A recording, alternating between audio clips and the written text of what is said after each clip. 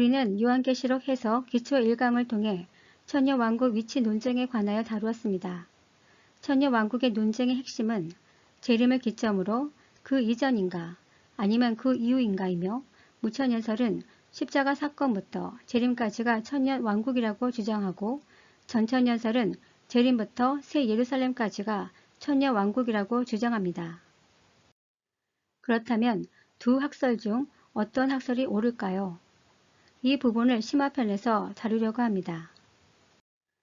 오늘은 요한계시록 심화 1강 일부로 사단 활동에 관한 논쟁을 통해 두 학설 중 어떤 학설이 더 합리적인 주장을 하고 있는지 살펴보도록 하겠습니다. 사단 활동에 관한 논쟁의 핵심 구절은 요한계시록 20장 1절에서 3절입니다. 또 내가 보매 천사가 무저갱의 열쇠와 큰 쇠사슬을 그의 손에 가지고 하늘로부터 내려와서 용을 잡으니 곧 옛뱀이요 마귀요 사탄이라. 잡아서 1000년 동안 결박하여 무저갱에 던져 넣어 잠그고 그 위에 임봉하여 1000년이 차도록 다시는 만국을 미혹하지 못하게 하였는데 그 후에는 반드시 잠깐 노일이라. 요한계시록 20장 1절에서 3절을 요약하면 하늘의 천사가 사단을 사슬로 묶어 무저갱에 가두고 열쇠로 잠근 후 그 위에 인을 쳤는데 그 결과 만국을 미혹하지 못하게 하였다는 것입니다. 이에 관해 어떤 학설은 사단 활동의 정지라고 주장하고 어떤 학설은 비록 치명상을 입었지만 여전히 활동이 가능하다라고 주장합니다. 여러분의 생각은 어떻습니까? 사단 활동의 정지로 보이시나요? 아니면 사단 활동이 가능한 것으로 보이시나요? 이 표현을 오늘날 상황으로 재표현해 본다면 큰 수갑으로 채워 깊은 지하 감옥에 가두고 전자식 자물쇠로 잠고 대통령의 지문 인식이 없이는 풀려날 수 없도록 조치한 것이 됩니다. 그렇다면 이렇게 표현한 사도 요한의 의도는 무엇일까요? 전천연설은 이것을 사단 활동의 완전한 정지를 나타낸다고 주장합니다. 반면 무천연설은 비록 치명상을 입었지만 여전히 사단 활동이 가능하다라고 주장합니다. 사실 객관적으로 보면 사단 활동의 정지가 분명해 보입니다. 요한계시록 20장 1절에서 3절을 보면 사단을 사슬로 묶고 무저갱에 가두고 열쇠로 잠그고 그 위에 인을 쳤다고 되어 있습니다. 사실 이것만으로도 사단 활동의 정지로 볼 수 있습니다. 그런데 그 결과로 만국을 미혹하지 못하게 하였다라고 되어 있습니다. 이는 하나님께서 다른 해석을 하지 못하도록 못 박은 것이나 마찬가지입니다. 요한계시록 12장 9절을 보면 사단에 대해 온 천하를 꿰는 자라고 소개합니다. 따라서 만국을 미혹하던 사단을 만국을 미혹하지 못하게 하였다면 이는 분명히 사단 활동의 정지로 보는 것이 합당합니다. 따라서 사단 활동이 가능하다라고 주장하는 것은 매우 위험한 주장이 될 수 있습니다. 선악과 사건에서 알 수 있듯이 하나님은 선악과를 먹으면 반드시 죽으리라고 말씀하셨습니다. 그런데 사단의 미혹은 무엇이었습니까? 결코 죽지 않는다는 것입니다. 이는 하나님의 말씀에 대한 변개 시도입니다.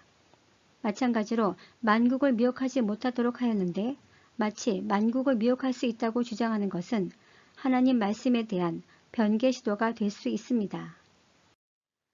무천연설은 이러한 위험성에도 불구하고 왜 사단 활동이 가능하다라고 주장하는 것일까요?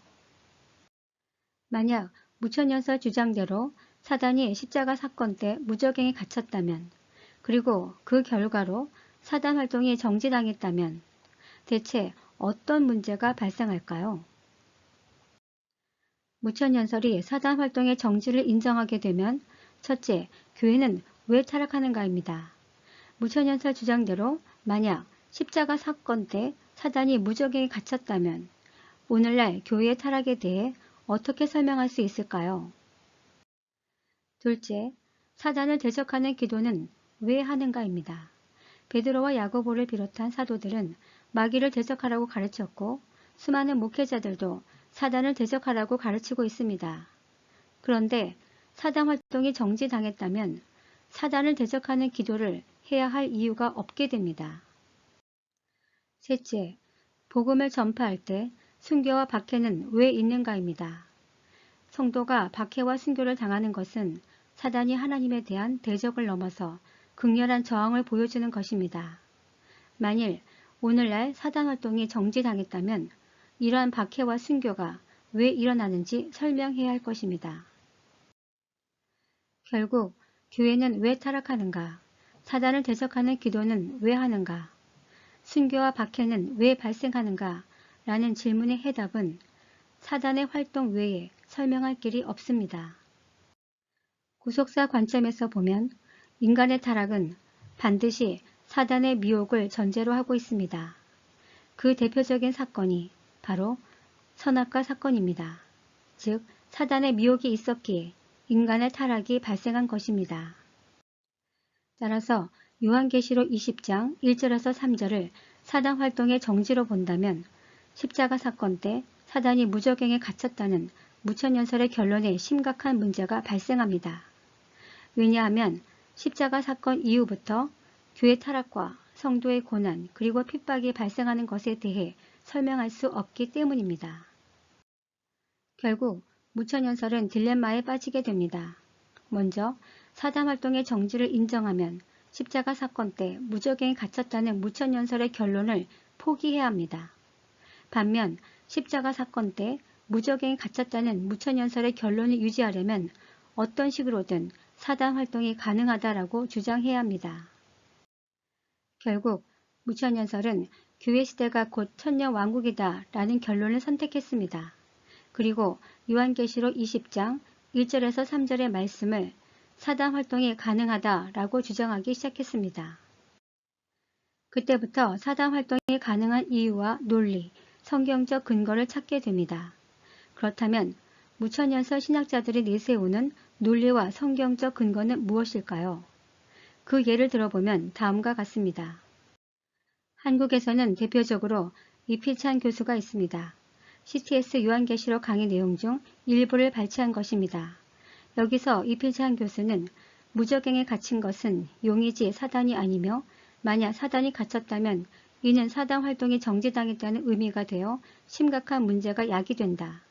따라서 이는 상징적 의미의 용이 갇힌 것으로 실질적으로 사단이 무저갱에 갇힌 것이 아니라 사단이 결박당했다는 것을 상징하여 비록 치명상을 입었지만 여전히 활동이 가능하다는 사실을 나타내기 위함이다 라고 주장합니다. 여기서 이필찬 교수가 인정하고 있듯이 사단 활동이 정지가 되면 무천연설의 근간이 사라지기 때문에 심각한 문제가 야기된다고 말하고 있는 것입니다. 그렇기 때문에 상징을 사용하여 사단 활동이 가능하다라는 주장을 합니다. 무천연설을 주장하는 개혁주의 종말론으로 유명한 안토니 후쿠만 신학자는 요한계시록 20장 1절에서 3절에 대해서 이는 모든 사단 활동의 중지를 의미하는 것이 아니라 모든 미혹은 가능하지만 전쟁을 일으키는 미혹만 하지 못한다는 의미로 사단이 무저갱에 갇힌 복음 시대에는 첫째, 복음의 확산을 막을 수가 없고 둘째, 그리스도의 모든 대적자들을 모아 교회를 공격할 수 없다라고 주장합니다. 무천연설의 가장 보편적인 견해를 수록하고 있는 옥스퍼드 주석은 문자적으로 해석하면 사단 활동의 정지가 된다. 그러나 요한계시록은 상징이므로 이를 상징으로 해석해야 한다라고 주장합니다. 결론은 앞의 예시로 제시된 신학자들의 주장과 동일합니다. 그러나 옥스퍼드 주석 또한 사단 활동의 정지를 사단 활동이 가능하다라는 사실을 증명하기 위해 또 다른 논리적 설명을 하고 있음을 알 수 있습니다. 또한 만국을 미혹하지 못하게 하였는데 여기에 관한 무천연설의 입장은 무엇일까요? 만국을 미혹하지 못하게 하였다라는 표현은 사단 활동의 정지로 해석될 수 있는 핵심 문구입니다. 이에 관한 무천연설의 견해는 만국의 복음이 전파되었기 때문에 만국을 미혹하지 못한다라고 주장합니다. 그 근거로 제시한 성경 구절이 디모데전서 3장 16절, 골로새서 1장 23절로 만국으로 복음이 전파되었다는 말씀입니다. 이러한 무천연설의 주장에 대해서는 첫째, 만국으로 복음이 전파된 신약교회는 왜 타락하는가입니다. 둘째, 만국으로 복음이 전파될 수 있었던 이유는 무엇인가입니다. 즉, 사단이 무저갱에 갇혔기 때문인가? 아니면 성령의 권능 때문인가? 셋째, 사단이 성도에게 결정적인 해를 끼치지 못하는 이유는 무엇인가입니다. 즉, 사단이 무적행에 갇혔기 때문인가? 아니면 성령의 권능 때문인가? 이 부분은 다음 시간에 다루게 될 성경적 근거에서 충분히 다루도록 하겠습니다. 반면 전천연설의 결론에는 사단 활동에 관한 논쟁이 없습니다. 즉, 오늘날 교회 시대에도 사단은 공중권세를 잡고 여전히 활동 중이며 이로 인해 교회는 타락할 수 있으며 성도는 사단을 대적해야 하며 교회 핍박과 순교는 이 순간에도 발생하고 있습니다. 하지만 재림 때 사단이 무적행에 갇혀 사단 활동이 정지당하고 하나님은 천년 왕국에 들어가는 모든 인간에게 성령을 부어주시고 하늘로 올라간 교회는 예수 그리스도와 함께 이 땅을 통치합니다. 따라서 이 기간 동안 진정한 평화의 나라가 실현된다는 것이 전천연설의 결론입니다. 결국 무천연설은 계시록 20장 1절에서 3절에 대해 비유적 표현상 사단 활동의 정지를 인정하면서도 자신들이 세운 천년 왕국 결론을 유지하기 위해 상징이라는 논거를 가지고와 사단 활동이 가능하다라는 임의적 해석을 하고 있음을 알 수 있습니다. 다음 시간에는 천년 왕국 위치 논쟁 두 번째인 20장 1절 또라는 접속사 논쟁을 다루어 보도록 하겠습니다. 감사합니다.